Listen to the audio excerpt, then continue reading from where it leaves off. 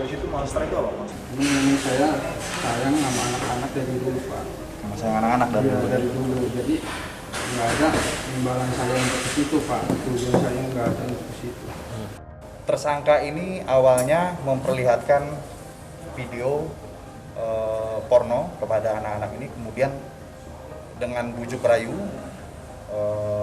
meminta anak ini untuk melakukan perbuatan asusila atau pencabulan.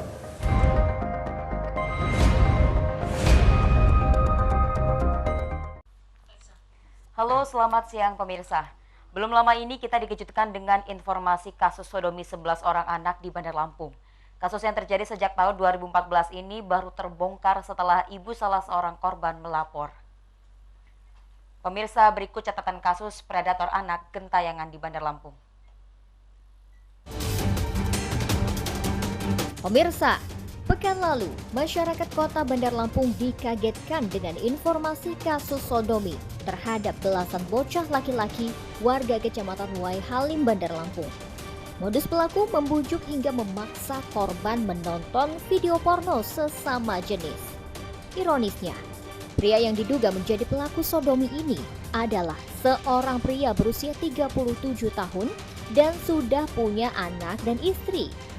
Anak-anak bawah umur tersebut diperlakukan sebagai budak sodomi sejak tahun 2014 hingga 2020. Orang tua dan warga seputar Wai Halim dikabarkan telah lama mengetahui kasus sodomi anak-anak ini, namun entah kenapa mereka enggan melapor karena trauma dan takut berurusan dengan terduga pelaku. Selain kasus sodomi, kasus pelecehan seksual juga terjadi terhadap anak perempuan di bawah umur. Bahkan, anak berusia 14 tahun ini dikabarkan telah dicabuli hingga 14 kali. Dari Bandar Lampung, tim liputan iNews melaporkan. Baik pemirsa, kita akan membahas lebih lanjut mengenai predator anak bergentayangan di Bandar Lampung dengan narasumber yang telah hadir di studio. Ada Divisi Advokasi LBH Bandar Lampung, Bang Anugrah Prima Utama. Halo, selamat siang Bang Prima. Siang Mbak. Ya, apa kabar? Sehat. Alhamdulillah ya. Bang, ini lagi-lagi nih kita kembali membahas kasus mengenai pelecehan seksual terhadap anak, di mana ada 11 anak di Bandar Lampung mengalami pelecehan seksual yaitu sodomi. Nah, kasus sodomi 11 anak di masyarakat Wai Halim ini tengah bergulir di Polresta Bandar Lampung. Lalu pelakunya pun sudah tertangkap. Nah, apa nih tanggapan dari Bang Prima sendiri? Iya. Terkait kasus kekerasan seksual yang hari ini ada, ini sangat miris kita melihat dalam hal ini. Karena memang beberapa tahun belakangan ini kasus kekerasan seksual bukan hanya menimpa kepada perempuan, bukan hanya menimpa kepada laki-laki, atau bahkan justru anak-anak juga menjadi korban dalam peristiwa ini. Nah, ini kemudian menjadi soal di mana peran negara hari ini masih kita pertanyakan sejauh mana negara mengawal dan memastikan bahwa jaminan keselamatan dan keamanan betul-betul diterapkan di negara ini. Belum lama ini, sebelum terjadinya kasus ini juga kita pernah mendengar dan kita juga saksikan bersama bahwa seorang anak di Lampung Timur juga mengalami korban kekerasan seksual yang pernah dilakukan oleh pamannya, kemudian juga yang hari ini sedang berlangsung sidang dilakukan oleh pengasuhnya, yaitu dari P2TP2A Kabupaten Lampung Timur sebagai terdakwanya hari ini.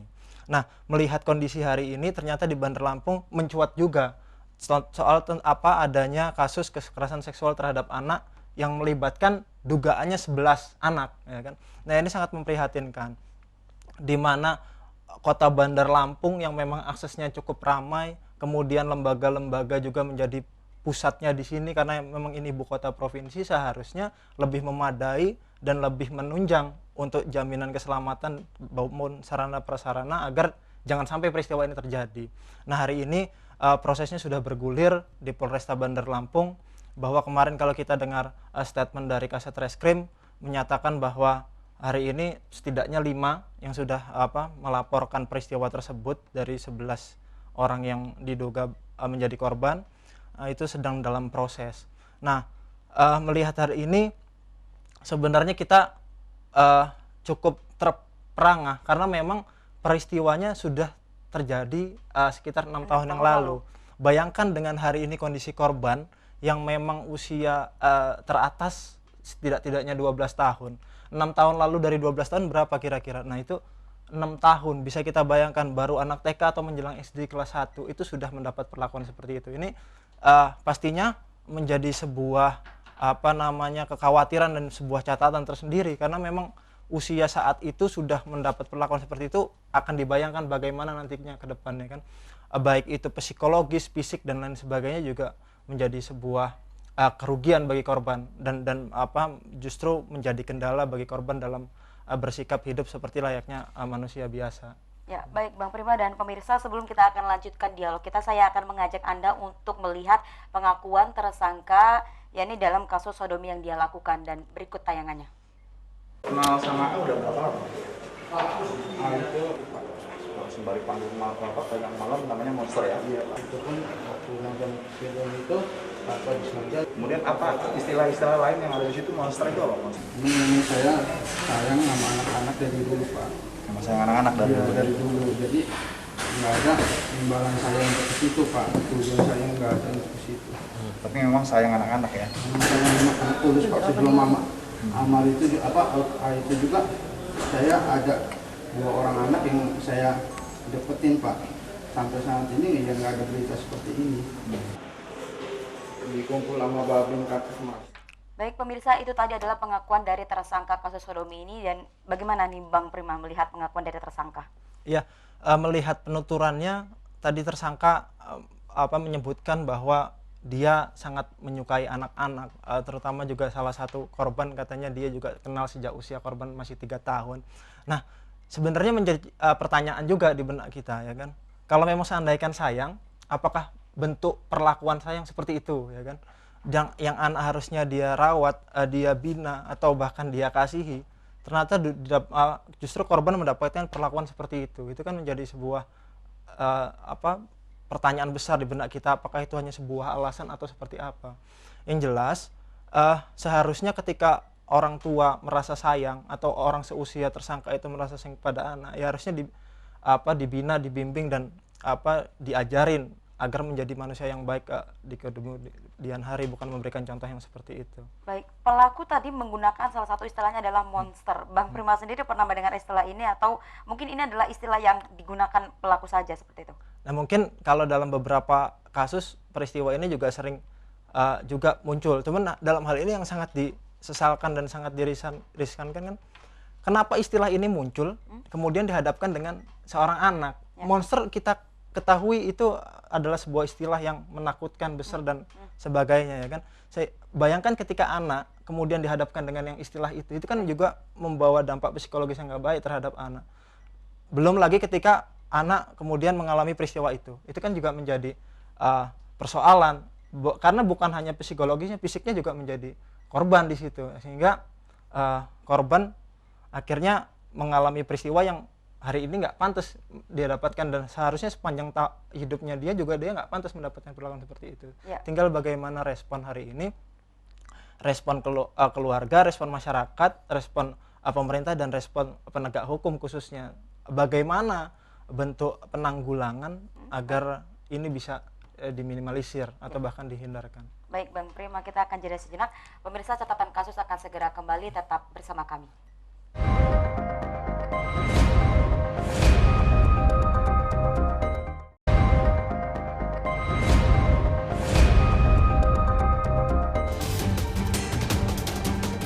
Pemirsa, kasus pelecehan seksual terhadap anak di bawah umur bukan pertama kali terjadi di Lampung. Bahkan di Bandar Lampung, sebagai ibu kota Lampung, kasus pelecehan seksual sudah berulang kali terjadi. Anak-anak yang menjadi korban pelecehan seksual ini bukan hanya menimpa anak perempuan, tapi juga menimpa anak laki-laki. Seperti kasus yang menimpa 11 anak warga Waihalim yang menjadi korban nafsu bejat seorang pria yang sudah beranak istri. Ironisnya, pelaku tidak hanya dari luar, tapi juga datang dari lingkungan keluarga sendiri. Bahkan di sejumlah kasus, seperti di Kabupaten Prinsewu dan Tanggamus, pelaku pelecehan seksual justru dilakukan orang tua kandung korban sendiri. Masyarakat Bandar Lampung yang dianggap sebagai masyarakat yang paham dengan aturan dan melek informasi, ternyata kasus pelecehan seksual masih juga terjadi.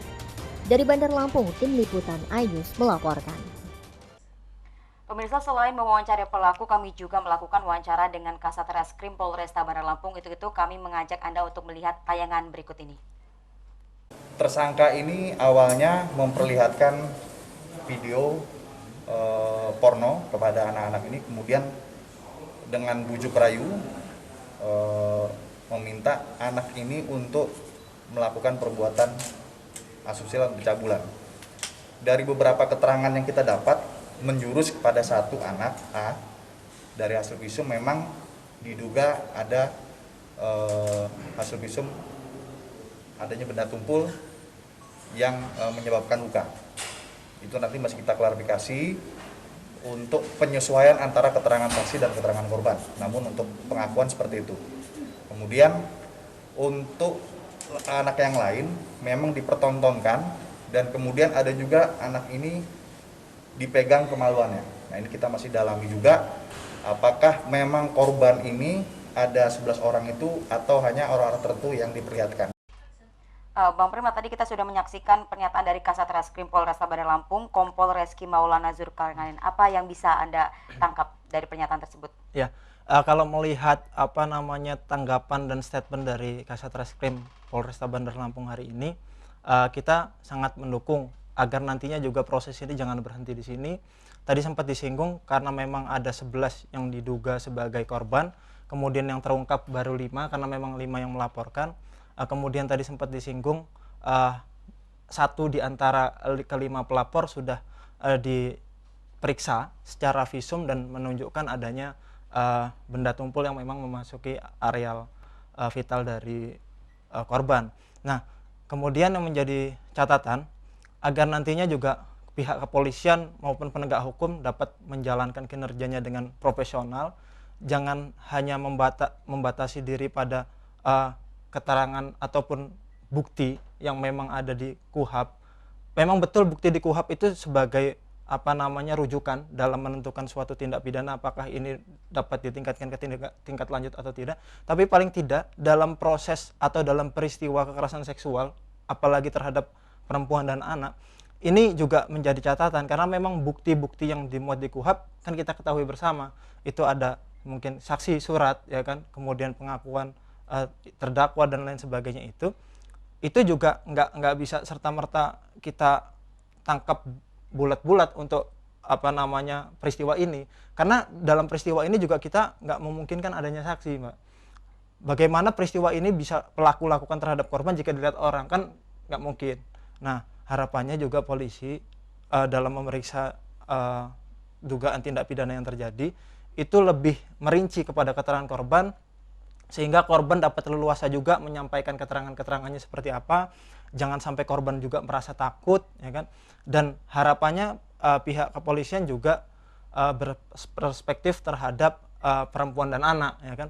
Jadi ketika memang seorang anak mendapatkan perlakuan seperti itu atau seorang perempuan mendapatkan perlakuan seperti itu, perspektifnya tetap kepada korban, sehingga tidak lagi muncul sebuah pertanyaan pernyataan yang justru membuat korban semakin trauma, yang membuat korban semakin takut, sehingga keterangan sebenarnya nggak dapat diurai secara maksimal, dan ini kan justru yang dapat mengaburkan sebuah fakta, sehingga proses penegakan hukumnya dapat terhambat atau bahkan tidak dapat lanjut ke tingkat berikutnya. Ini kan harus menjadi titik singgung bagi semua elemen, khususnya aparat penegak hukum dalam menjalankan kinerjanya. Kalau melihat dari pemaparan Kasat Reskrim tadi, ada dugaan, apakah masih ada dugaan dari lebih dari 11 korban seperti itu? Karena kita lihat kasus ini terjadi di 2014, artinya 6 tahun lalu, dan baru terkuak ketika ada salah satu ibu korban yang melapor. Nah, bagaimana nih cara membuktikan apakah memang ada korban lain atau tidak? Nah, kalau bicara seperti itu kan hari ini kita fair LBH Bandar Lampung dalam isu tentang perempuan dan anak, hak asasi manusia, kita selalu berusaha dalam mengawal dalam setiap isu itu bagaimana caranya agar proses jaminan terhadap hak asasi manusia, kemudian perlindungan terhadap perempuan dan anak menjadi terwujud juga di negara ini. Nah, terhadap hal itu juga tadi polisi dari Kasat Reskrim juga menyampaikan bahwa ada dugaan pelaku lain yang memang belum diperiksa hari ini. Mereka juga katanya terkendala karena memang belum adanya laporan terkait itu dari pihak keluarga. Tapi kita memberikan garis besar atau pandangan, ya kan, apabila memang seandainya polisi tidak bisa memeriksa dugaan pelaku lain karena belum adanya laporan, kan harapannya pada saat 5 korban yang melapor ini diperiksa, ketika muncul nama-nama baru yang menyebutkan nama-nama lain itu yang belum melaporkan, harapannya juga polisi dapat memeriksa, sehingga tidak perlu juga menunggu laporan ketika memang itu sudah disampaikan dari keterangan korban yang sudah melapor. Kalau dari pengakuan keluarga korban kita melihat ada alasan mereka tidak berani melapor karena trauma kepada pelaku. Nah, apa hal ini bisa dimaklumi, Bang Prima? Kalau bicara tentang ketakutan, nah ini jadi sebuah catatan sebenarnya, bagaimana aparat penegak hukum dan pemerintah juga atau negara juga hadir di sini, apalagi korban juga tinggal di sebuah lingkungan tentunya, ya kan, dan sebuah lingkungan juga pasti akan ada pamongnya seperti itu. Nah, harapannya juga negara yang direpresentasikan oleh aparat penegak hukum dan juga direpresentasikan oleh pamong-pamong terdekat itu dapat dapat memastikan jaminan keselamatan terhadap perempuan dan anak, sehingga juga lingkungan sekitar ataupun pemerintah setempat, baik pemerintah kota maupun RT RW yang ada juga dapat memaksimalkan kinerjanya dalam menjamin hal itu. Ya baik, harus ada kontrol dari lingkungan juga ya. Dan pemirsa, obrolan kita semakin menarik, kita harus jeda sejenak, tetap di catatan kasus.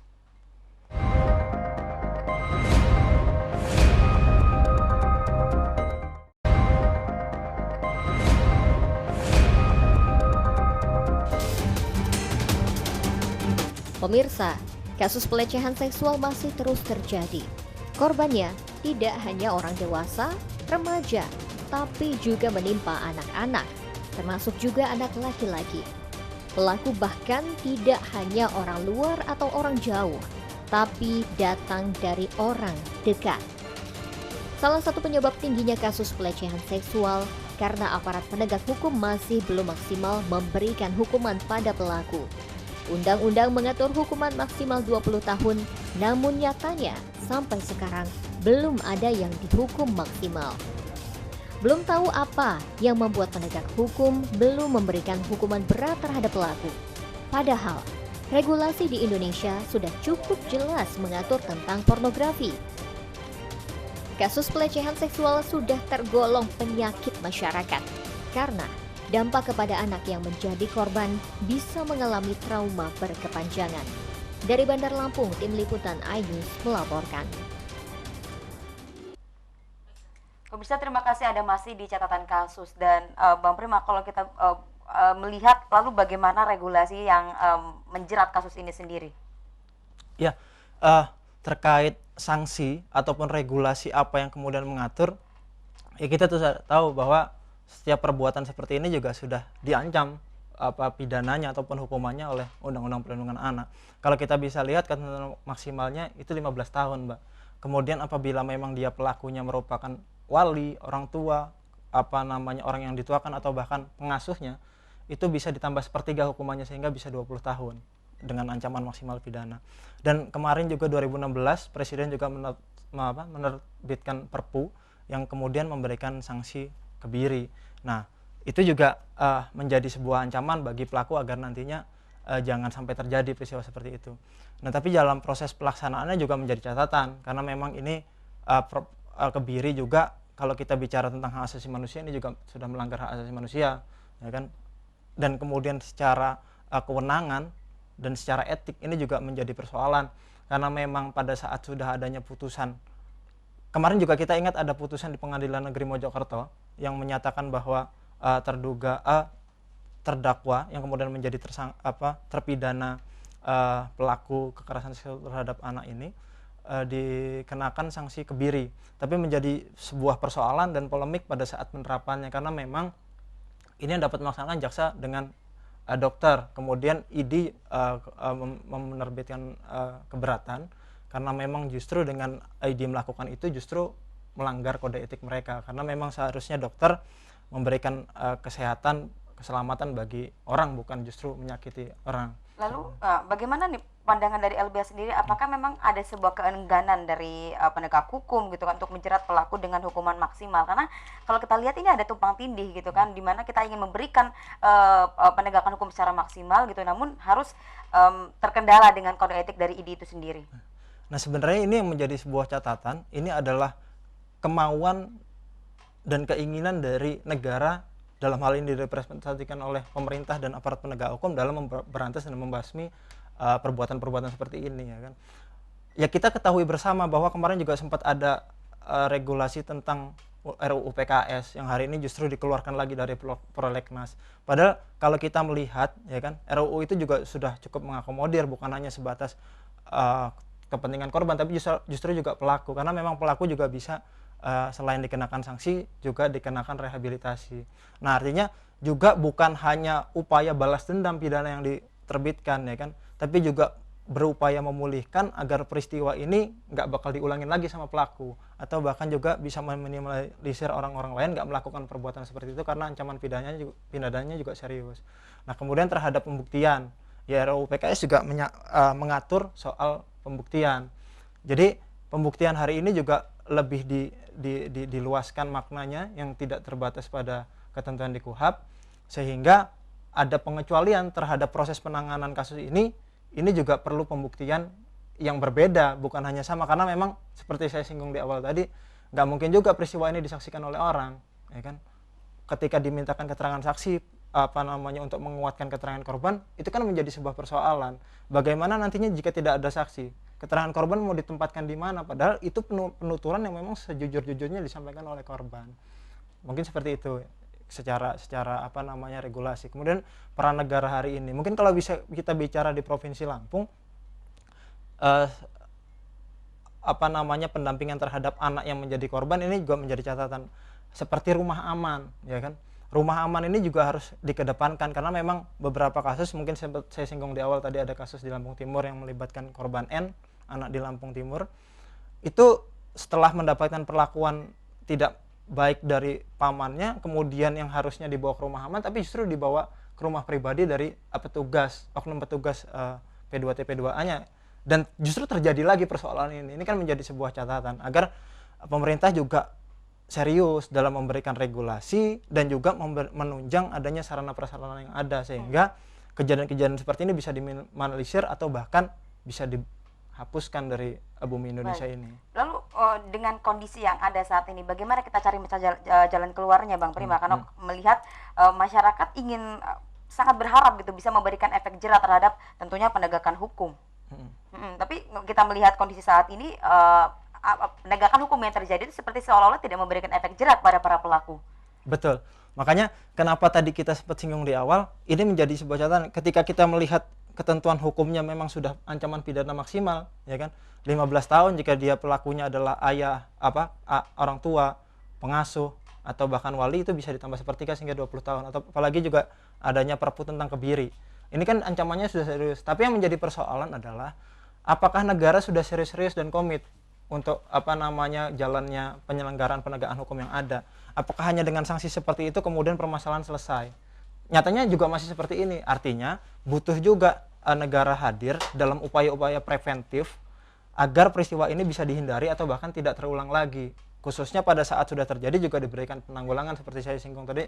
Contohnya diberikan rumah aman yang memang ada rehabilitasi, kemudian pemulihan psikologis kepada korban, dan korban diberikan pendidikan agar nantinya dia cakap lagi sebagai manusia wajarnya. Dia tidak mengalami traumatik, dia dapat menjalankan hidup sebagai manusia seperti sedia kala. Ya, baik Bang Prima.